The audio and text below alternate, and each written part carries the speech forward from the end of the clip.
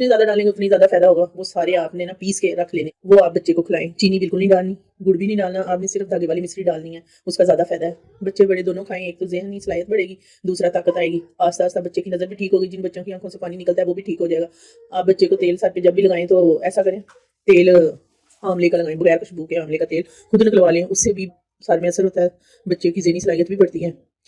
پھر آپ کو ایکسرسائز بتاتی ہوں. آپ نے بچے کو ہر روز تھوڑی دیر, چاہے صبح کروا لیں چاہے شام کروا لیں, بچے کی نا ورزش کروانی ہے, جیسے آپ کو اس کے اندر دکھا رہے ہیں نا, ایسے آپ نے بچے کا سر نیچے کروانا ہے. اس سے بھی نا خون چلتا ہے دماغ کے اندر, اور ایک تو دماغ تیز ہوتا ہے ایسے کرنے سے, اور ایک بچے کی نا آئی سائڈ پہ بہت فرق پڑتا ہے, بہت تیز ہوتی ہے نظر ایسے کرنے سے. اگر آپ کے گھر کوئی بڑا ہے اس سے بھی آپ بیڈ پہ لٹا کے نیچے کو سار کروائیں, اس سے بھی نا جو بڑے ہوتے ہیں ان کو بی پی تیز ہو جاتا ہے, لیٹ ان کے بھی جب دماغ میں خون نہیں نا پہنچ رہا ہوتا تو ان کا چہرہ وغیرہ سوج جاتا ہے, تو وہ ڈاکٹر کے پاس جانے کی بجائے آپ خود ان کو یہ والی ایکسرسائز کروائیں گے نا, اور یہ مربع وغیرہ اور تیل وغیرہ سر میں لگائیں, تو انشاءاللہ ان کو بھی بہت فائدہ ہوگا.